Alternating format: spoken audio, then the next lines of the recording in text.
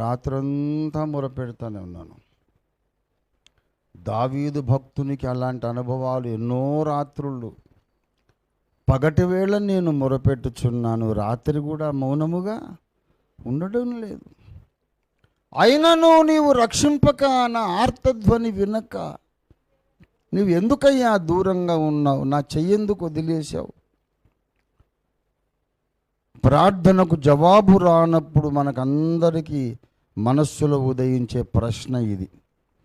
నన్ను ఎందుకు వదిలేశావయ్యా? ఇంక అయిపోయిందన్న పని, ఏం చేయాలి? అయినా సరే దావీదు భక్తుడు ప్రార్థన మానలేదు.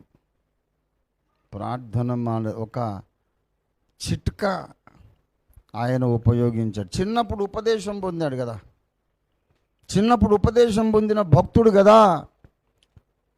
దేవుడు నాకు దూరముగా ఉన్నాడు, మరి ఇప్పుడు నేనేం చేయాలా? ఆయనకు ఒకటి గుర్తొచ్చింది. అరే, దేవుడు ఇక్కడ ఉండాలి అంటే ఆయనకు కుర్చీ వేయాలి బాబు. 22వ కీర్తన 3వ వచనంలో చటుకుమని ఏమన్నాడంటే, ఇశ్రాయేలు చేసే స్తోత్రాల మీద నీవు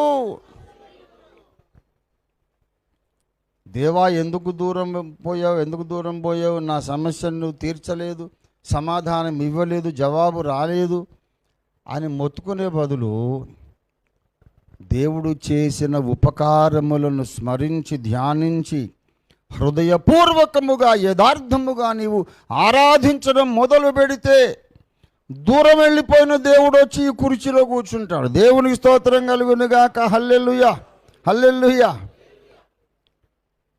మళ్ళా నీ బ్రతుకు కథ అంతా మారిపోతుంది. దేవునికి స్తోత్రం కలుగునుగాక. హల్లెలూయా.